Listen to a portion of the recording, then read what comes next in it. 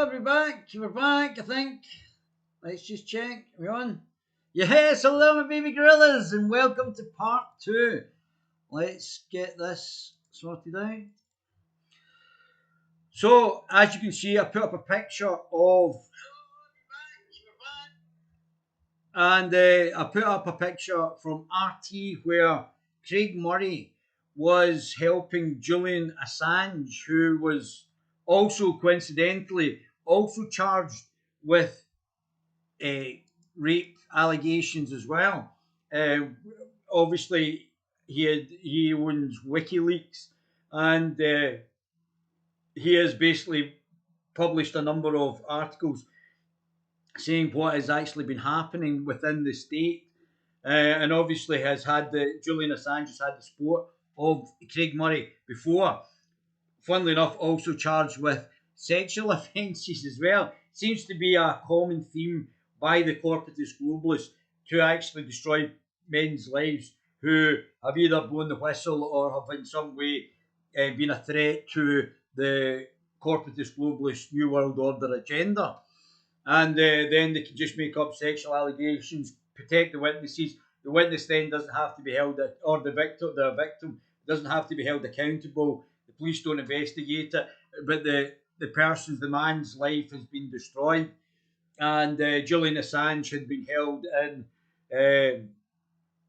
the embassy, I think one of the South American embassies, until he get kicked out of that.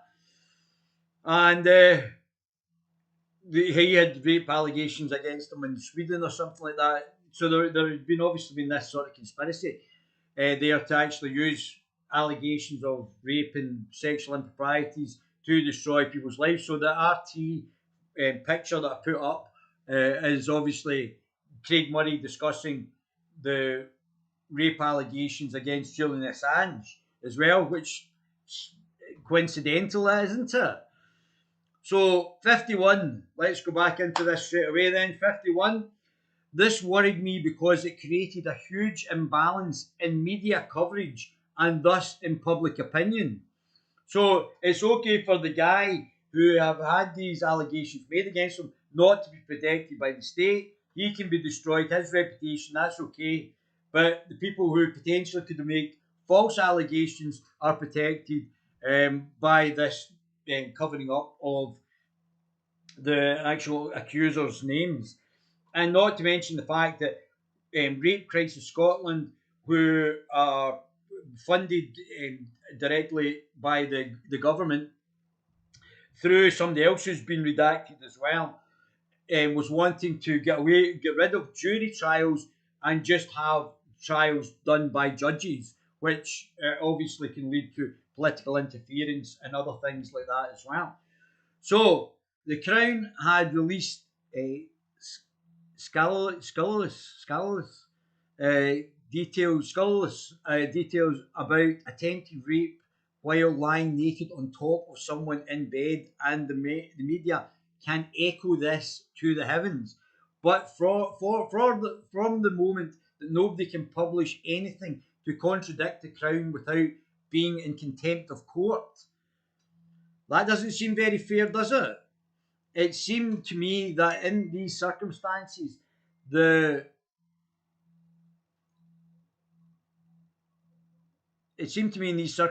Crown ought to have been a great deal more restrained in the amount of, and this has come from Liz Lloyd, who was connected to Nicola Sturgeon against scurrilous details it was making available. So it's okay for them to put that in the jury's mind prior to the actual trial of the alleged perpetrator. But we don't know who's making these allegations. Doesn't seem very fair to me. Certainly, there was nothing in what was happening which would contradict the information I had been given of the Crown Office being party to a political plot to destroy Salmond. So, and don't forget the under Lord Advocate James Wolfe, that they had actually the prevented uh, the advice given to the Nicola Sturgeon and the government to actually be given to the Parliament after the Parliament voting to actually demand to actually get this. They had to do it twice and then force the Crown Office to actually give them these details. 52. In mid-January 2020, it took part in the AUOB march through Glasgow, which took place in a major storm. It followed by press conference at which I spoke, and then by a joint strategy meeting with Plaid Cymru, all in soaked clothes. I have heart and lung conditions of long standing, and the overexertion and hypothermia resulted in an ambulance being called later that evening. I refused hospitalisation because I was too busy. Well, you should always look after your health, regardless how busy you are. 53, however, the scare led me to write Yes Minister fan fiction article in the 18th of January 2020 because, as the article plainly states, there were things I would not wish to die without having told. 54. It was, however, a challenge to work out how to tell them without being in contempt of court, given the charges against Alex Salmond.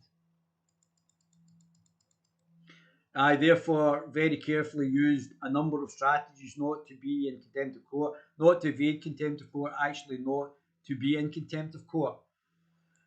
55. Perhaps the most vivid strategy was what I would call post-dated check information, by which I mean to leave information that people would not understand the ramifications of now, but would, after trial or once further evidence emerges. This applies most clearly to the redacted details of redacted.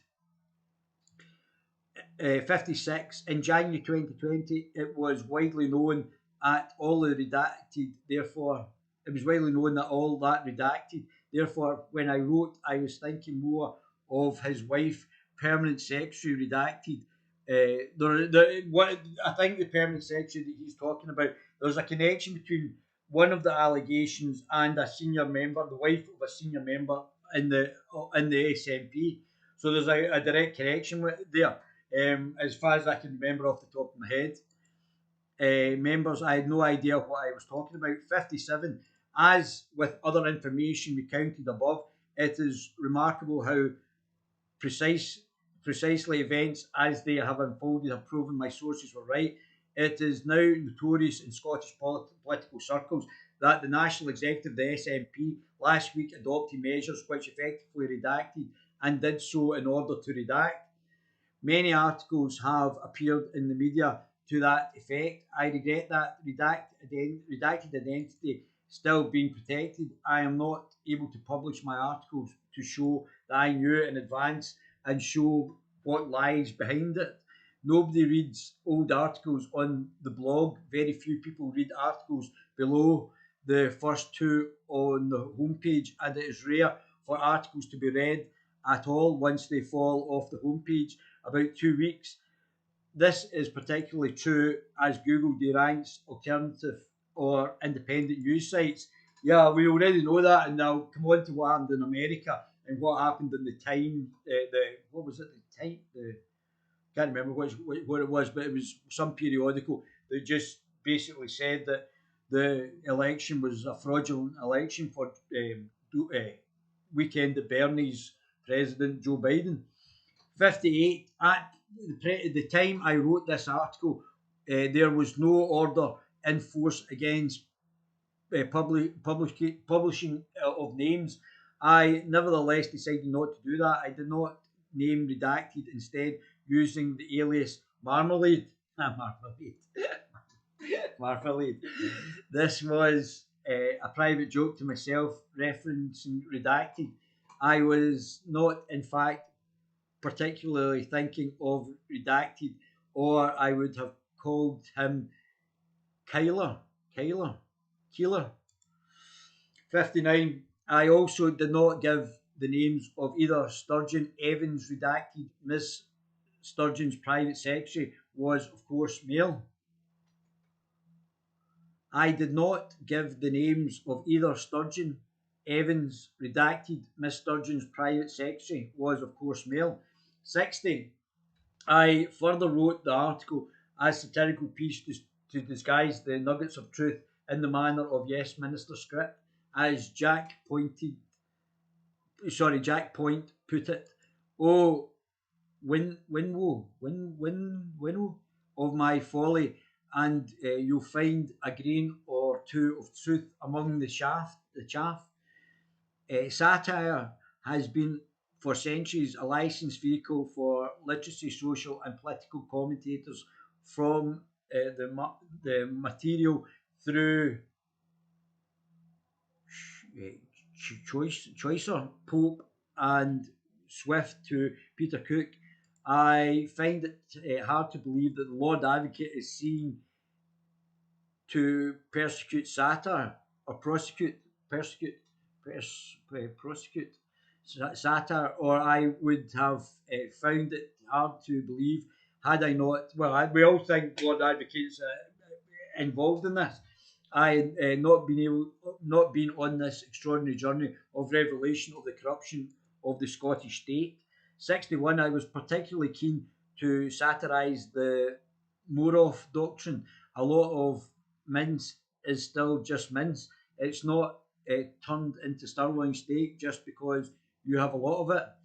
But in doing so, I was also referencing the account I had been given in June 2019 of the tactics being employed by the prosecution, and seeking to make it plain that Sturgeon's circle that I knew precisely how their scheme was supposed to operate, and that would have been entirely obscure to the general reader. That's interesting, isn't it? 62, I was engaged in booking acts for the Dun and Rabbit Hole Music Festival, of which I'm a director. I came up with the pseudonym Office for Alex Salmond because I had just finished booking the Morrison office male voice choir. I came up with the pseudonym Bartley simply because I was making bank payments. 63, the notice that the cryptic satirical article described as fiction on a personal blog would influence a jury is fanciful. When compared to the obsolete absolute torrent of hostile mainstream media material fed by the Crown Office, as detailed above, and vicious social media comments aimed at Alex Salmond, the fact that the Crown Office are prosecuting only an extreme rare news source sympathetic to Alex Salmond, in my view, deeply sinister in the light of everything I have stated so far about the Crown Office, and more is to come. On January the 21st, 2019, I received an email from the Crown Office requesting me to take down my Yes Minister fan fiction article, as they consider it to be contempt of court. I did not consider it to be in contempt of court. I had written it carefully not to be, so I did not take it down. 65, I was concerned about the constitutional implications of Crown's letters, and I still am. The Crown gave no indication of why they believed the article would be contempt of court. When many weeks later I received the Lord Advocate's petition and complaint, it appeared to indicate that they had considered it was a contempt for jigsawing identification.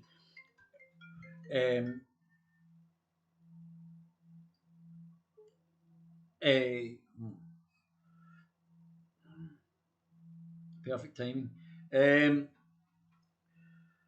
Protect identities. The petition had no indication that the Crown was alleging that article might perjure the jury. The argument only arose months later in the Lord Advocate's written submission. 66. I consider the matter very carefully. The rule of law is not arbitrary. If the Crown, without the intervention of a judge, has the power to censor publications, we are putting liberty in Scotland back several hundred years. The Crown Office cannot just order censorship on entire spurious grounds thought up several months later. 67. I made a very conscious decision to content myself with the idea that if they really thought I was in contempt of court, they would bring it to court and a judge could decide whether I was right or whether they were right.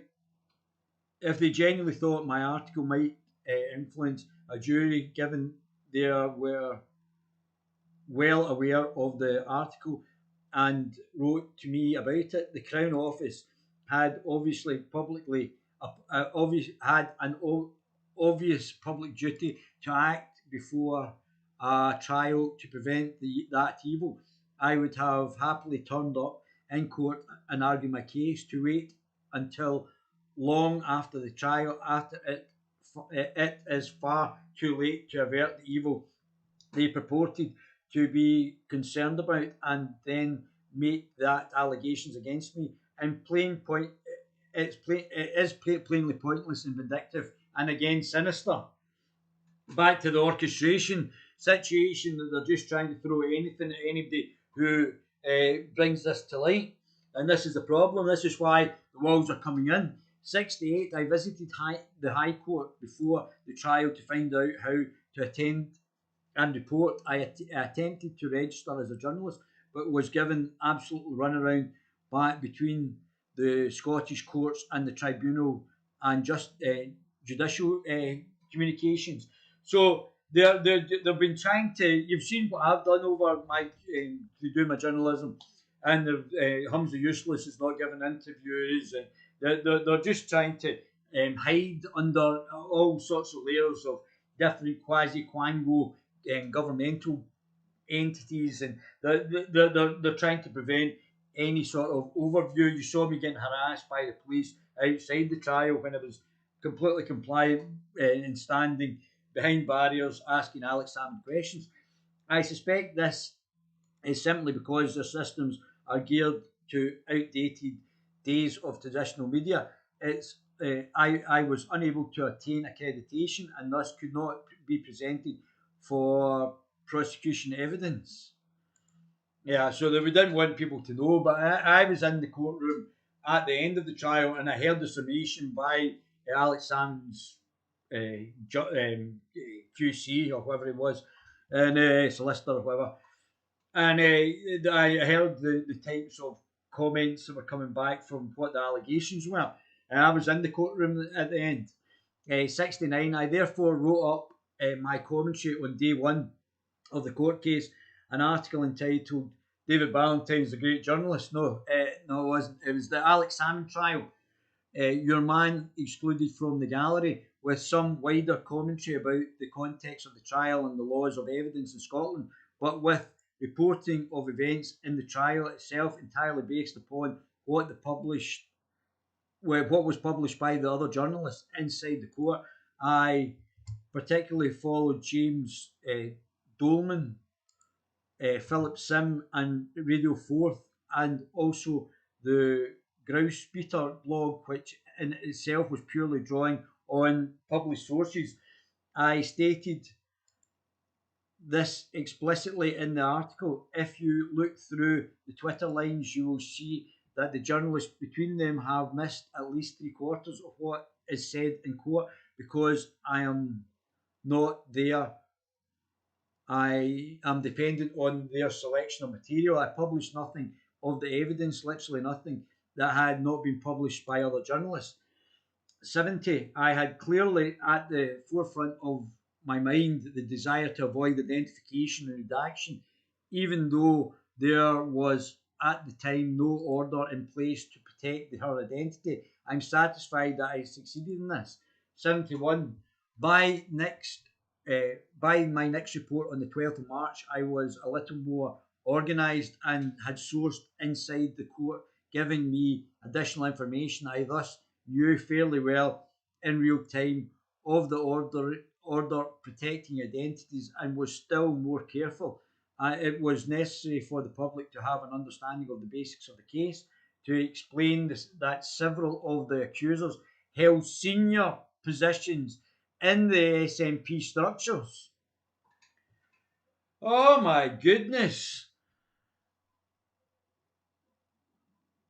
But I was very careful to ensure I gave no details of actual positions or who worked in Edinburgh, who worked in London, etc. This continued throughout the trial. 72 on the 18th. So there's factions. We already know there's Jojo Cherry getting sacked in London, who's part of the Alex Salmond faction. Jojo Cherry is a very intelligent woman. She doesn't like talking to me because I keep beating her in debates and arguments and into things, and she doesn't like me because she finds me a challenge. Although she is a much more academically able woman than I am, but being even a QC and being intelligent as Joanna Cherry, if you're good at what you do in politics, my political science is well above Joanna Cherry. She's well above being law, but that's why she can't win an argument or debate me in a 1-to-1, because she knows she'll lose, even though she is a lawyer and she's an accomplished individual. On the 18th and 19th, when I finally gained access to the court, I continued this policy of taking great care. I'm writing up that evening. I Google searched on two particular pieces of evidence to check I was not giving away identities. For example, I searched my combination of terms for Salmond, Alexander Anderson, helicopter, Stirling Castle, Gleneagles, to ensure that my art could not lead to identification of redacted. I was satisfied that it could not, and published my art account with good conscience. 73. On the other hand, I found that Google searches around the meeting of Jeff Aberdeen with Nicola Sturgeon on the 29th of March very readily brought up the fact that was redacted. I therefore amended my draft to delete reference to her presence at that meeting, even though the meeting is, for a political point of view, in the Scottish Parliament, perhaps the most significant fact to have emerged from the trial, as it shows Nicola Sturgeon to have misled Parliament about when she first knew of the obligations. 74. By contrast, the entire mainstream media published details of the meetings, including redacted. Stuart Campbell had been pursuing this fact in correspondence with the Crown Office.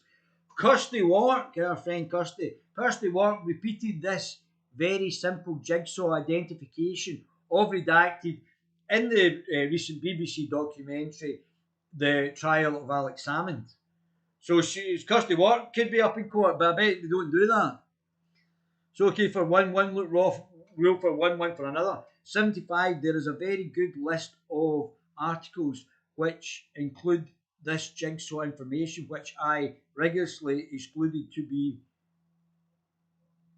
be found in the letter from the Court Office, the Crown Office, to the Reverend Stuart Campbell on the 19th of August, which you can see here in wingsovers.wp-contents/uploads/2020//COPFS 19th of August 2020-1 JPEG. 76.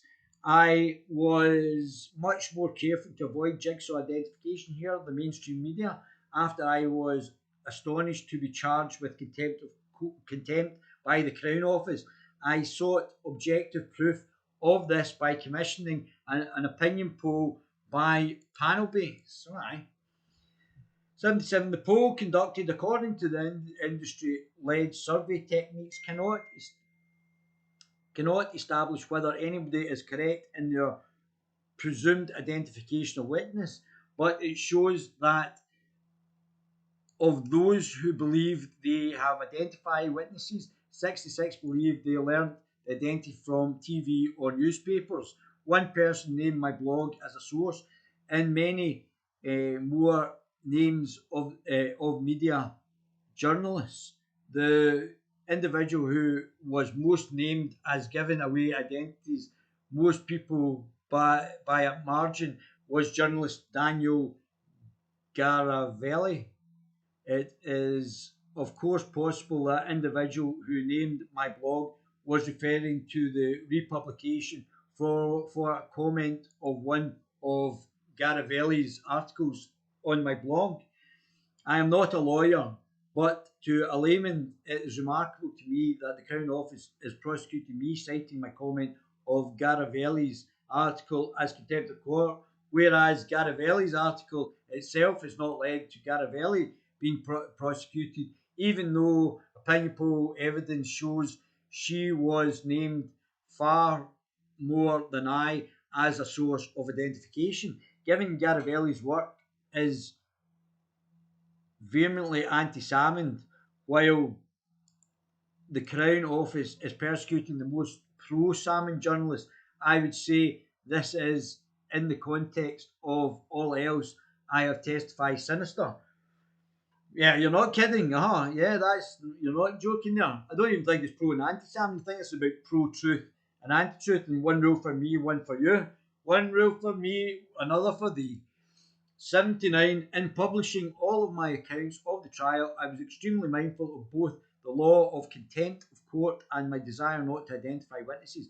The constraints were not just at the back of my mind, but right at the front of my mind, and mind to the extent that there is highly considered discussion of these issues, including my articles throughout my reporting of this case. 80. But I was also strongly aware of a public duty to inform the public of the defence evidence. As already noted, the Crown had given the media, and the media had exaggerated, extravagantly published scurrilous details of the prosecution's charges from long before the trial. It's one rule. The same thing happened to Tommy Robinson trial as well. For the people who were the Pakistani rape gang, Muslim rape gang. The media had already given a lot of the information out on that already.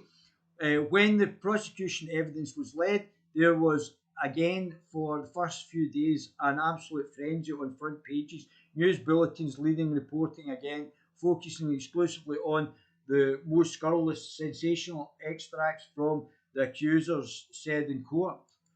81.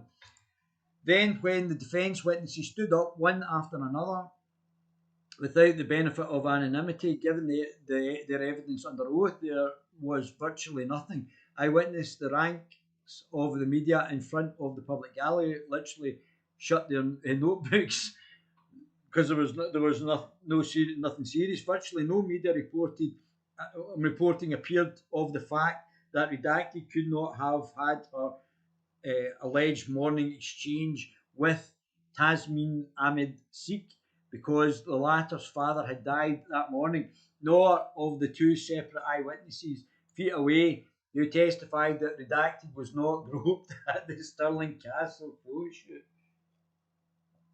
You can just picture Alex Salmond going, "Way! Can you way in the middle of a photo shoot?"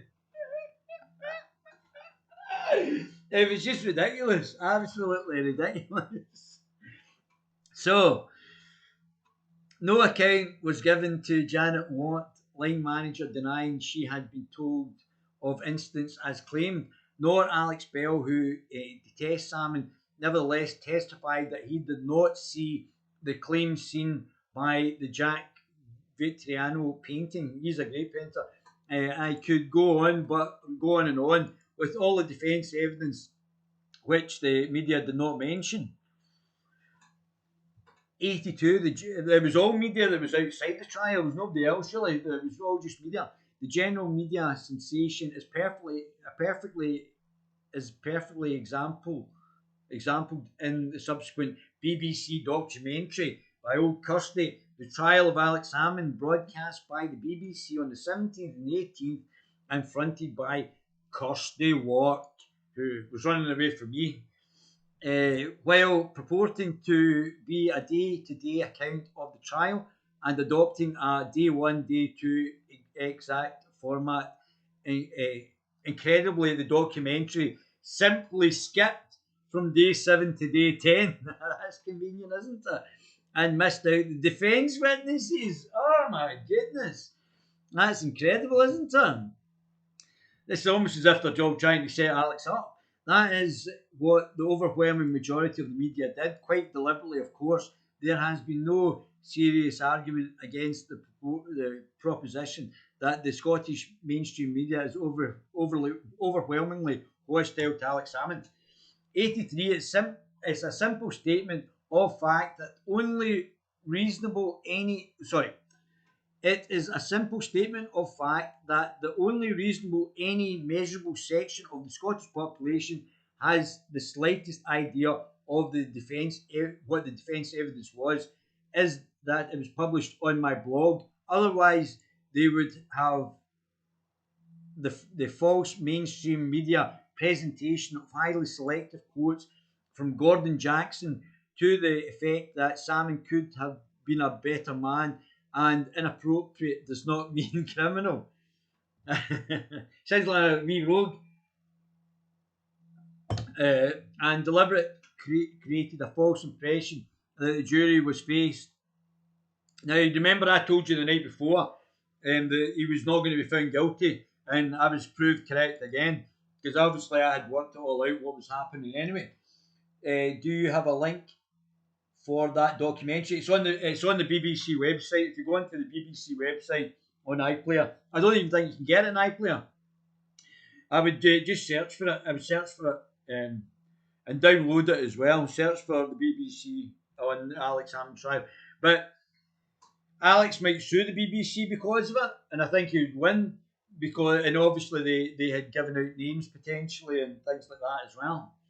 So he might sue the BBC, and he should set up a crowdfunder so he could sue Liz Lloyd and the BBC. 84, I think there's more people he could sue over and above that. 84, in a case with such massive potential political ramifications, in giving a fair account of the defence evidence, I fulfilled a democratic duty. I felt a strong obligation to fulfil, and I totally agree that you did that, Craig. I am very proud of my role, yes, and so you should be. And I did it while all the time keeping a very careful eye indeed on the line of jigsawing identification and contempt of court. That I was up to the line, I readily admit. A fast bowler does not deliver from behind the stumps, least the overshot and the crease and bowl a no ball. Craig, you might be Scottish. This cricket analogy is not really that great up here, but I was very careful indeed not to cross the line. I would have just crossed the line. I'd have been so far over the line, they would have been trying to lock me up. I'd have crossed the line, knowing that it's an orchestration. The criminals are the people who orchestrated it, not the people that expose it. And what it looks like is the exposure to the Crown Office, for the more they persecute on behalf of the orchestrators. I mean, we're losing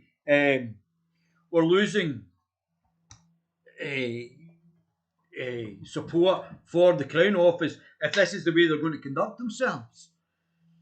So the Crown Office are basically implicated in this. Obviously, a witch hunt against Mr. Morell, but following the affidavit, he is clearly well equipped to take the judiciary and Salmond to task. Good on him. His name's Murray. Mr. Murray, sorry, you did say Murray, not Morell. It was my eyes going there. I like that. I like you laughing at it. So where are we? 85. It was put to me during the trial, I believe, by the court reporter James Dolman, who I knew from both covering the Julian Assange hearing, that the law of contempt of court dictates in sexual abuse cases that the prosecution case can be widely reported, but the defence case cannot be reported. That is completely unfair and has to change. The reason is jigsaw identification. He told me as a warning to be very careful. 86. The reason went like this. The Crown at the time of charge releases to the media details of all the charges. So they have released, for example, that hypothetically woman X was assaulted in Butte House on the 1st of January. So when woman X gives evidence, you can publish it in detail because the Crown have already released it. However, in recounting the defence evidence, if it were a relevant fact that she had a blue car, you could not mention it. Aye. Because the jigsaw information, obviously, it must be jigsaw information must be being able to construct who the individual is. The fact that her being in Butte House on the 1st of January would quite literally be a million times more identifying than possessing of a blue car was relevant, so could report the accusation, but not the defence. 87. I considered this very carefully with regard to my reporting of the case, and it relates directly to the charges against me. It is highly identifying to say that a woman was with Alex Salmond in an official capacity on a visit to China, close enough to him to travel to his car and be with him in the lift. Is he getting on the lift as well? My goodness, he's a bit fruity. This, I'm only joking, Alex. This is all extremely identifying. Everybody reported it because it was part of the prosecution case. Yet there is only one person that can be. But for me to report as part of the defence that she had curly hair, Don Curly Wurly, as do 15% of the population, is jigsaw identification. I consider the argument that Lord Advocate now puts forward before I publish the piece, considering it apparently absurd. 88. I also considered that if there were truly a statement of Scots law, then the effect is obviously perverse, that only the prosecution case may publish and not the defence would mean that even an innocent man found innocent would forever be damaged in the eyes of the public, who would know the details of accusations against him, but not why he was found innocent. Not to mention, if the accuser was lying, the police are not investigating the accuser that lied, or that accuser is now going to court for lying. That's why we need polygraph tests. And the person that fails goes to jail, whether that's the accuser or the accused. That cannot be the intention of the law. 89. Nor can it be the intention of the law, as in the Alex Salmond verdict, that the accuser should be even after the not guilty and not proven verdicts continued a media campaign from behind the veil of anonymity against the acquitted man. Remember I said that Rape Crisis Scotland were continuing to accuse him, who have got linked back to the government as well, continued to accuse Alex after he was found not guilty or not proven or whatever it was. This appears to be a massive abuse of the court order granting anonymity, and I can't believe this was the intention of Lady Doran when she granted the order. I shall return to this subject shortly.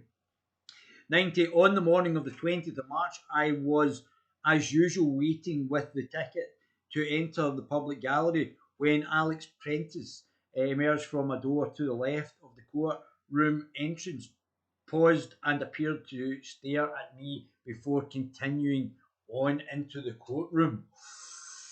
Ooh. The supposed start time for the court came and went with the queue still outside, and then I was approached by two police officers in front of everyone and marched from the courtroom. This was very humiliating. Yeah, well, they were doing the same with me. I didn't find it humiliating. I just knew what they were all about. So I'd already worked their MO. This was very humiliating, particularly as some pleasure was evident among the queue of mainstream media journalists who had to demonise Mr. Salmond. 91. The police were very pleasant, but in reply to my direct question stating that they had no idea why I was being removed, They didn't seem to know why I had to shut up outside the courtroom either. The court staff at the front door stated the same.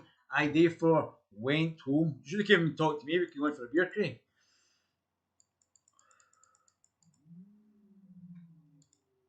I know 92. I now know that the court had heard a motion for my exclusion from the prosecution on the grounds of alleged contempt of court.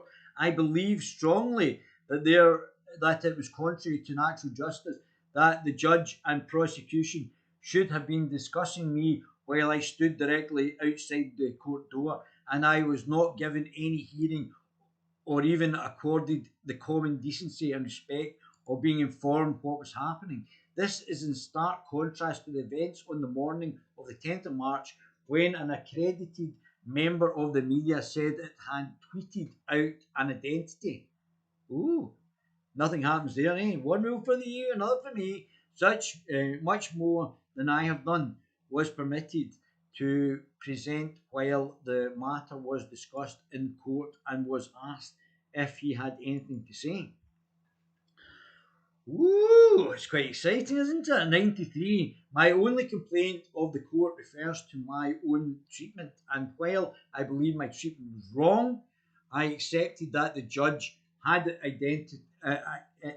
infinitely weightier matters to deal with and was perhaps irritated by minor distractions. As I stated directly in my article, my impression of both judge and jury in the 2 days I was permitted into the Salmond trial is that they were doing their jobs in a highly impressive manner. I agree, and somebody was criticising on the Guerilla TV channel that the Scottish court system wasn't working because they didn't convict Alex Salmond. Well, I would suggest that the Scottish court system worked extremely well in the fact that they were able to see right through this and not convict Alex Salmond. So I think they did a great job. On the 18th of March, I published 94. The court itself was impressive. Lady Dorian presided with exemplary fairness, dealing quickly and sensibly with points that arose on an admissibility of evidence. The jury of 15 citizens, predominantly women, looked engaged and earnest throughout. The impression of my first day, is that it's a process that deserves respect and trust. Something I've never felt at an Assange hearing. 95. On the 19th of March, I published there. I will bow to the judge. I continue to find very fair.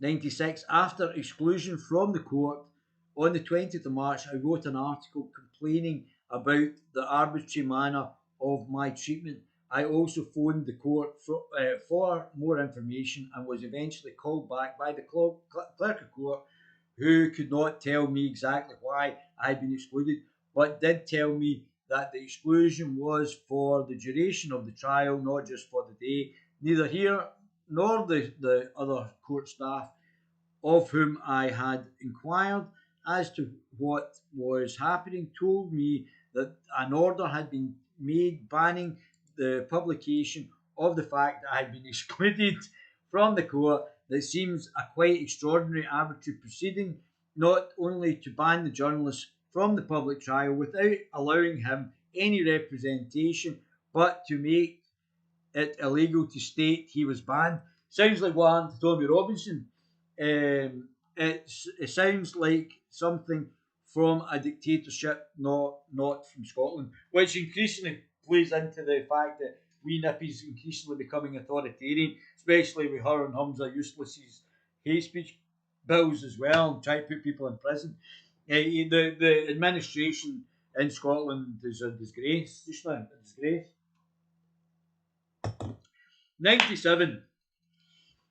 I had a strong basis in knowledge of human rights from my diplomatic career. and had a sound knowledge of the Council of Europe, to whose parliamentary assembly I had indeed given evidence on human rights, as I have to the Westminster Parliament Joint Committee on Human Rights and to the European Parliament Committee on Human Rights. I had no doubt that the entire circumstances surrounding my arbitrary banning from court without representation and the banning of any mention of that fact raises serious concerns. 98. I noted the Crown Office claimed to have written to me at this stage. I received nothing from them, either by email or post. Their letter on the 25th of January I had received both by email and by post, and had to signal for the postal letter. I do not know what happened about the subsequent purported communications, if anything. 99. Following the verdict, Alex Salmond stood on the steps of the High Court, referred to the evidence he had not been permitted to lead, and stated that the day of reckoning would come when the full truth would be set out, but explained that this would have to be deferred until after the COVID crisis has passed. Oh, Georgie Porgy Galloway might have had it right again. Right, and this might be just the accumulation, and then we have to go into the public inquiry into this, because there has to be a public inquiry now. 100. This came as this came as a massive disappointment to me, having known all about the conspiracy that lay behind his trial. I had hugely been looking forward to the day it would be possible to publish the truth about the conspiracy behind these charges and put wee Nippy out a job and potentially in jail with a cohort. I have assumed that Alex Salmond would himself immediately point the finger at Nicola Sturgeon, Peter Morrell, Susan Ruddock, Liz Lloyd. Who's the rest of them? Liz Lloyd. Oh, here we go. There we go. Liz Lloyd, Judith McKinnon, Leslie Evans, and others, conspirators who could be named because they do not have the court granted anonymity of redacted, and others. But I deferred Alex Salmond's wishes in not publishing the full truth, as I published in my article on the 30th of March 2020. I have absolutely,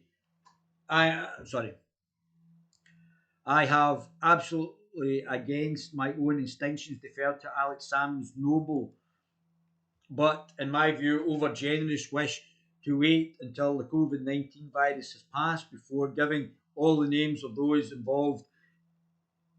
And don't forget, Alex Salmond has now been prevented from giving the statement to the committee, and for that, he's not been prevented. He's preventing the parliamentary committee is preventing his statement being released to the public, although we've already well know it. Has passed before giving all the names of these involved and presenting the supporting documents. 101. The documents to which I refer were those mentioned above. They provide the culpability of people, including Morrell, Ruddock, and McCann, whose anonymity is not protected. I was also aware when I wrote that the effort to suppress these documents, which frankly will be key documents in the course of Scottish history, was going to extend beyond the trial, and they would be kept even from the Holyrood inquiry, but not potentially the public inquiry.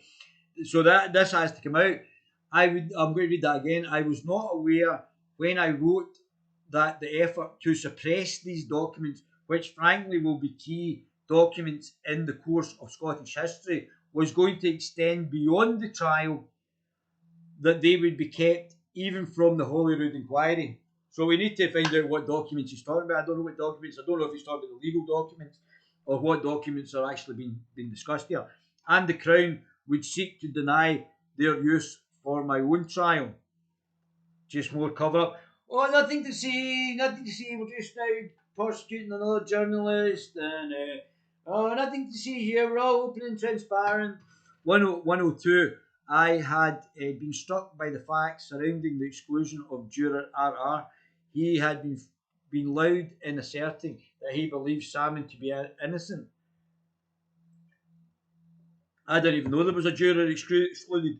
I found the circumstances surrounding juror RR's reporting to the police very suspicious, just as I find the circumstances surrounding the taping of Gordon Jackson on the train very suspicious. If a juror said too much in conversation, a majority of people might know enough to tell him he really should not be talking that way, to walk away and clip him to the police seems to me an extremely entirely unnatural reaction. It seems to me a great deal more likely that the juror RR was set up, particularly as the lady who engaged him in the conversation worked for the Scottish Government Agency. There's obviously something deeply wrong in the Scottish civil servants. So that's certainly something that has to be looked at. Who's recruiting these people? 103. I actually drafted all that, but then did not publish it as it would have been in contempt of court. I decided instead to give no details at all. I'm genuinely puzzled as to what the Lord Advocate thinks is actionable on that. 104. Unfortunately, Alex Salmond's declaration of a COVID truce on proceedings was not matched by the conspirators. They were just there to smash him. They didn't care. They immediately began a concerted campaign to undermine the verdict in public opinion and to attack the reputation of the court and the jury. The jury. It's not very nice. Oh, there you go. There's Rape Crisis Scotland. I was right again. The campaign was fronted by government-funded, Nicola Sturgeon-funded Rape Crisis Scotland, an almost entirely Scottish-funded organisation whose funding is under the control of officials and Nicola Sturgeon, who manage line redacted the story of the knee grab. All right, so the knee grab was part of the chain of command between her and Rape Crisis Scotland and also the First Minister. Oh, I mean, you couldn't write this on a very short ride from Pizza Express, Holyrood to Waverley Station had been comprehensively debunked at trial. If it's debunked, she should be charged. She should be charged. If it's been debunked, she should be charged. 105. The 9 complainants in the case signed a joint letter. Oh, somebody touched my knee. Oh, sexual assault. Oh, God. Somebody touched my elbow. Oh, it's just like being raped. I mean, it's pathetic. The 9 complainers in the case signed a joint letter maintaining their accusation against Salmond. Oh, he definitely touched my knee. Let's get them in a court and let's see if they perjured themselves. So let's put them up in perjury charges and put them up in other charges, abuse of a public office and perjury, and let's put them up and let's see if they still don't retract it. But the police won't do that, as you saw when I went to the police. They won't actually do that, which was carried at saturation levels by the entire media, Scottish media again. So a guy's found not guilty, but yet they still pursue these allegations through the Scottish media, and was curiously given that the complainers were purported by the Crown to be unconnected to one another. So the connection there is with the Crown Office again.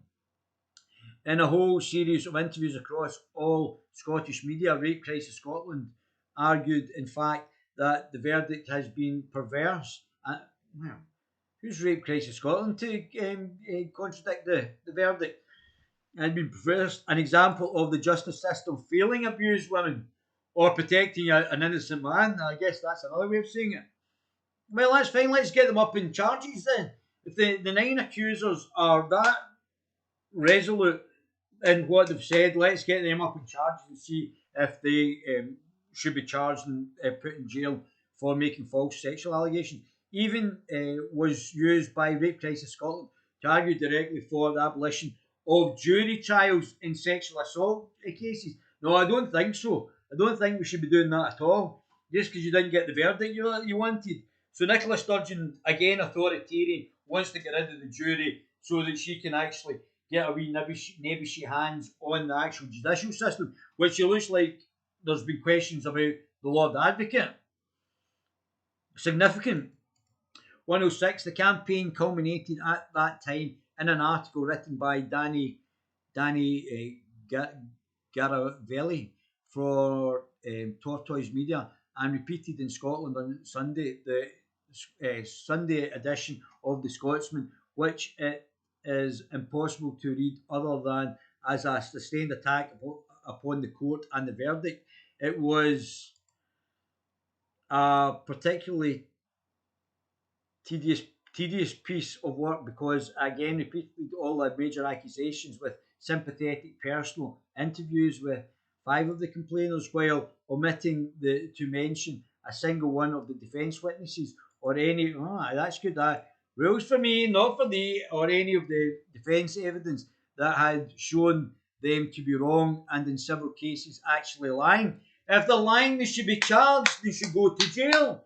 107. What is more, that Garavelli article again made very plain the identity of redacted by jigsawing identification and potentially of others, including redacted who redacted. It is this redacted gets about, doesn't it? It is definitely significant that in the opinion poll I commissioned to get objective evidence of jigsaw identification that Danny Garavelli was by a significant margin the most named source by the public for complainer identification. The decision by the Lord Advocate to prosecute me, a very rare Salmond supporter with an audience, and not prosecute Garavelli, the media cheerleader for the anti-Salmond cause, appears not just a selective prosecution, it is political persecution. Yeah. And I think this is the problem. This is why we've got a problem with who's actually dealing this. 108, the general irony of this is that I am the one upholding the dignity of the court and explaining to the public why the diligent jury reached the sound verdict it did, while Garavelli is attacking the verdict on the court and doing so by omitting the critical defence evidence that the jury heard. She also characterised individual jury members in her article. Yet it is I, the supporter of the court, who is allegedly in contempt, while the attackers of the court are not. The truth is, of course, that the failed prosecutions are favouring those who supported the prosecution, that these failed prosecutors get to decide who is tried for contempt in an abuse of process. 109.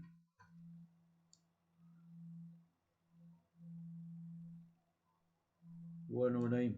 109. I decided that the best way to deal with the Garavelli article and with the entire avalanche of anti was to write my article. I had a plan so that we can remain anonymous but have maximum effect, in which I reproduced Garavelli's article in its entirety with paragraphs of my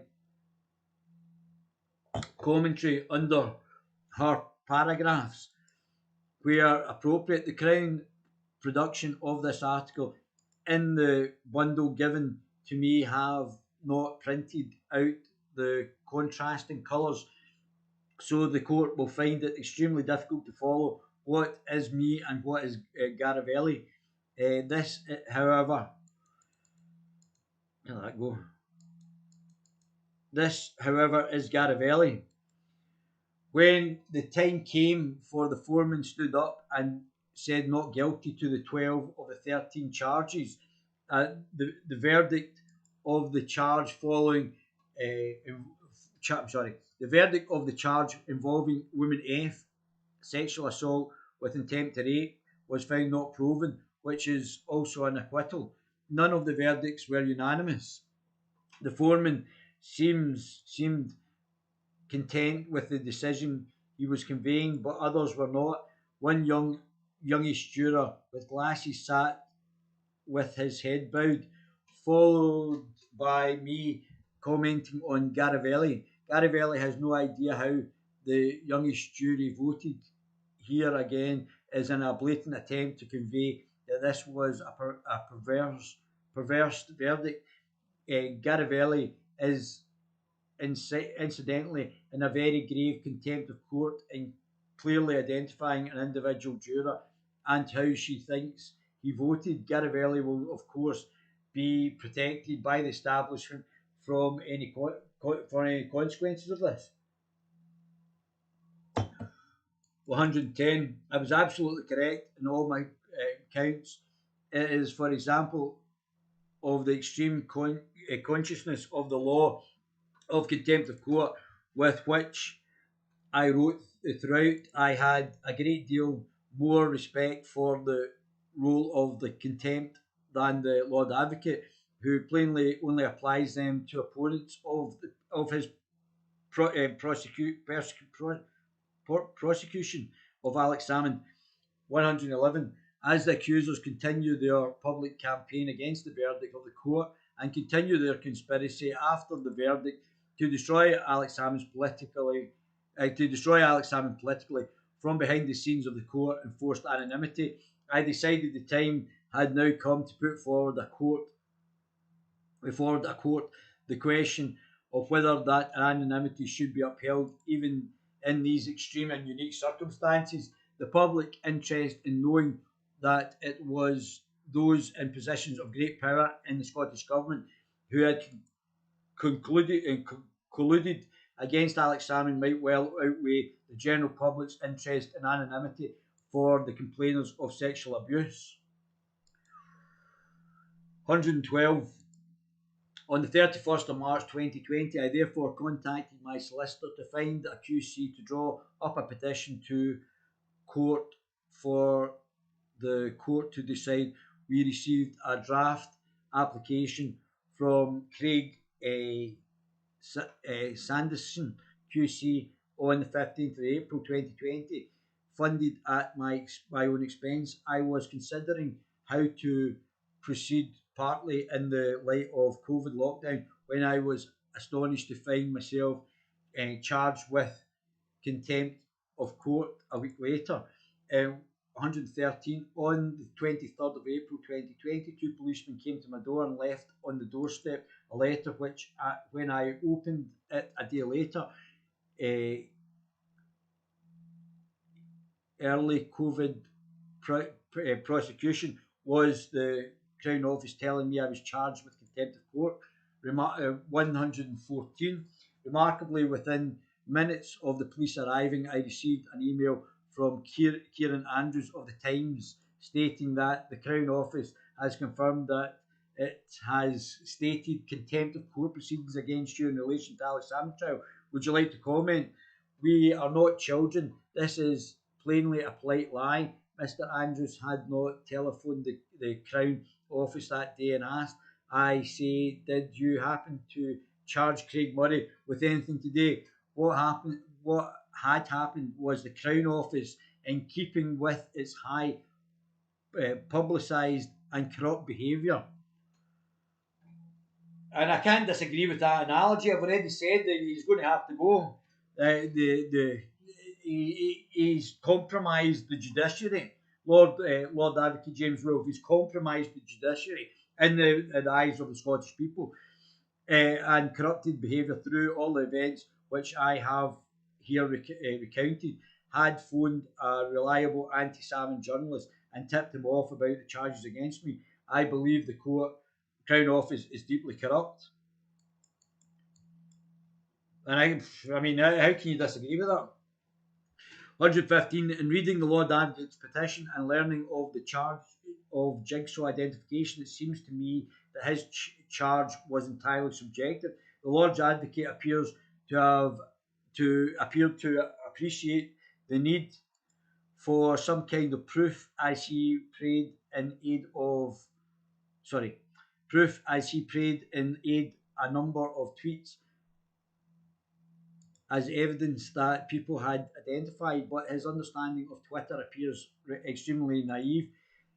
With a single exemption, not one of these tweets showed they had correctly identified anyone, and that single one did not prove I was the reason.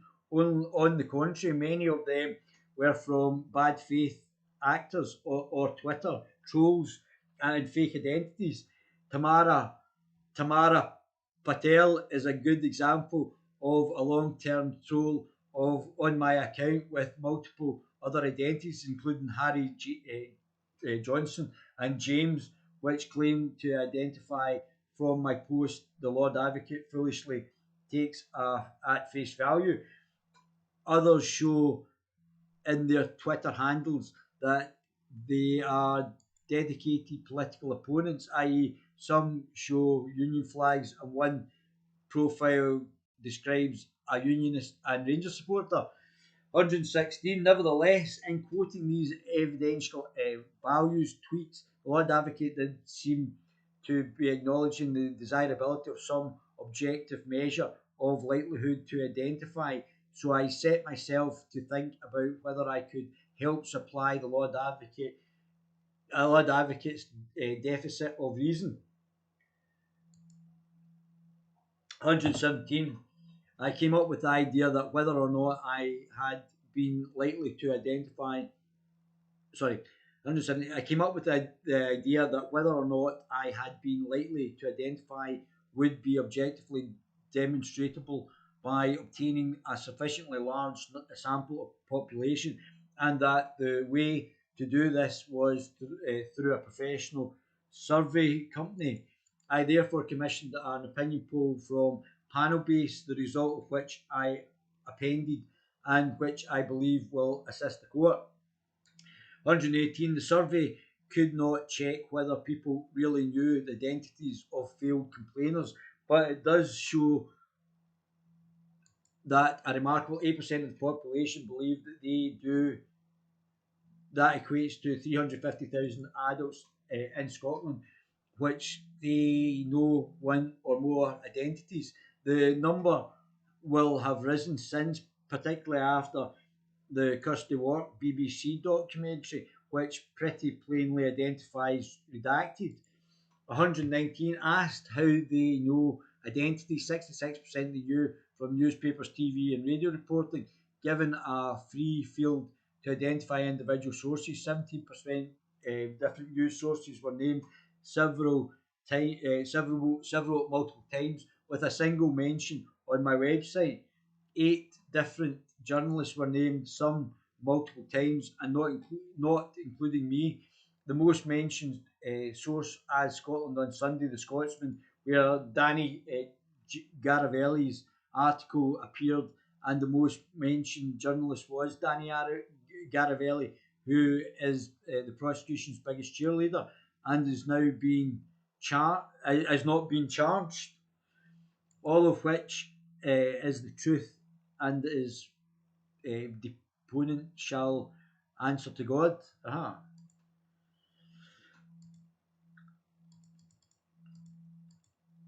So I think we've read that bit.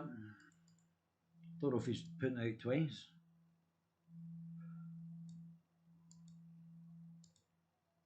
So you can subscribe, donate to him, because Craig's got obviously fees just now. Let's see this. The First Minister receives 157,000 per annum. It's no wonder she's hanging on. Chicken feed in the world of neoliberal politics. Neoliberal means authoritarian liberal, whereas I'm a classical liberal or a libertarian liberalist, which is different from the neoliberals. Where else is she finding the income? Payoffs usually comes afterwards. So I'll let you read the rest of these articles yourself, these sort of comments yourself. But I hope you find that interesting. It's certainly illuminating for me as well going through it. I'll do something else very soon as well on the back of that. So craigmurray.org.uk, and you'll be able to see it, my sworn evidence on the Sturgeon affair. Guys, I love my baby gorillas. That took a wee bit of time.